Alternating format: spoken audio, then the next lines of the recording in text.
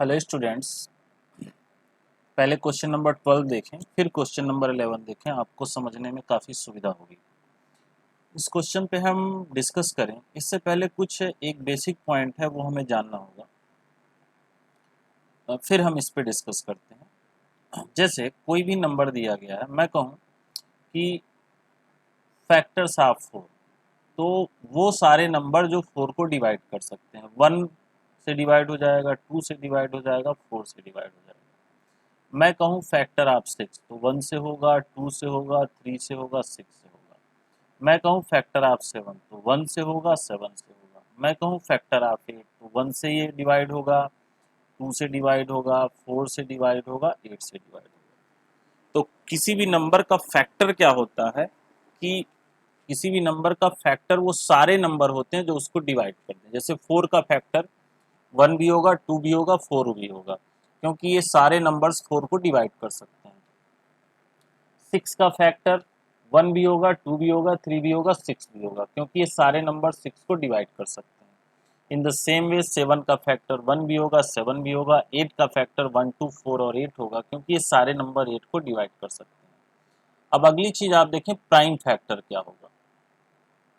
Prime factor of 4, इन्हीं factors में से जो नंबर प्राइम नंबर है, तो कौन सा नंबर है? 2। तो प्राइम फैक्टर ऑफ 4 क्या होगा? 2।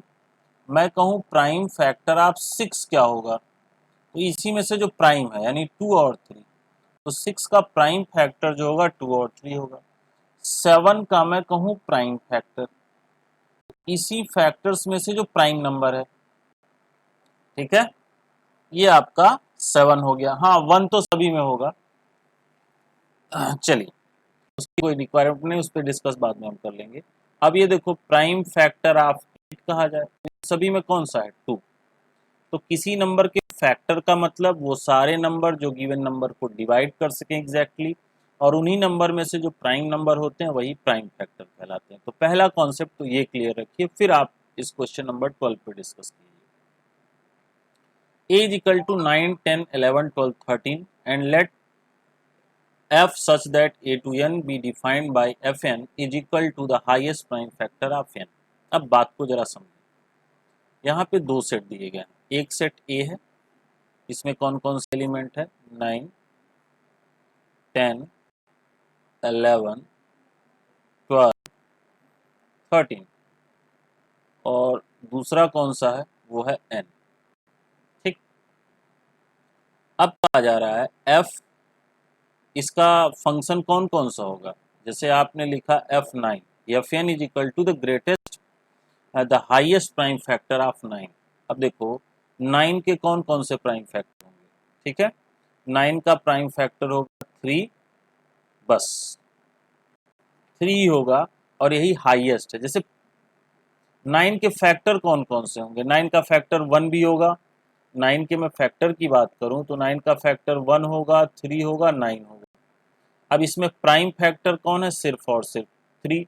तो यही हाईएस्ट कहो या लोएस्ट कहो, एक सिंगल प्राइम फैक्टर है। तो 9 F9 आपने लिखा, यहाँ डोमेन का एलिमेंट, तो इस 9 का जो हाईएस्ट प्राइम फैक्टर है वो है 3।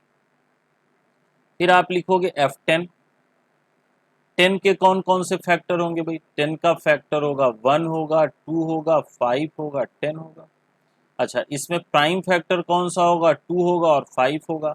तो हाईएस्ट प्राइम फैक्टर क्या हो गया इसमें? 5। ओके, फिर है F11। अब 11 का कौन कौन सा फैक्टर होगा भाई? एक तो 1 होगा और दूसरा 11 खुद होगा। तो इसमें जो हाईएस्ट प्राइम फैक्टर है, प्राइम कौन सा है? 11, और हाईएस्ट कौन है? वो भी 11 है। तो 11 का जो हाईएस्ट प्राइम फैक्टर होगा वो खुद 11 हो जाएगा। F12, अब F12 के कौन कौन से फैक्टर होंगे? 12 का फैक्टर 1 होगा, 2 होगा, 3 होगा, 4 होगा, 6 होगा और 12 होगा। इसमें प्राइम फैक्टर कौन कौन से हैं भाई?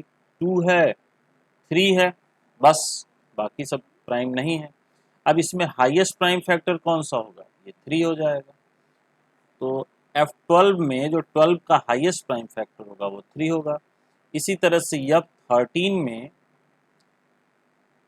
13 खुद ही प्राइम है, तो ये 1 होगा और 13 से डिवाइड होगा, तो ये क्या हो जाएगा, 13 हो जाएगा। ओके, तो ये है कि एक सेट ए से और सेट एन में एक फंक्शन, फंक्शन नहीं बल्कि रिलेशन कहेंगे क्योंकि लिखा तो नहीं गया, एक रिलेशन एफ डिफाइंड है, लेकिन ये डिफाइंड है तो आप इसे, चलिए, तो कुछ इस तरह से डिफाइन है, F N is equal to the highest prime factor of N.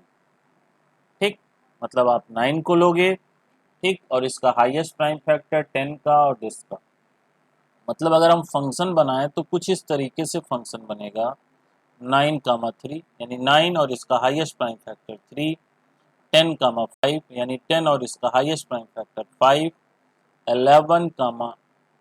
11, यानी ये नंबर और इसका हाईएस्ट प्राइम फैक्टर 11, 12, 3 यानी 12 और इसका हाईएस्ट प्राइम फैक्टर 3, और फिर 13 और इसका हाईएस्ट प्राइम फैक्टर 13 होगा। ओके, अब इसका रेंज क्या होगा, range F is equal to, ये हो जाएगा 3, 5, 11, 3, 13, दैट इज योर आंसर।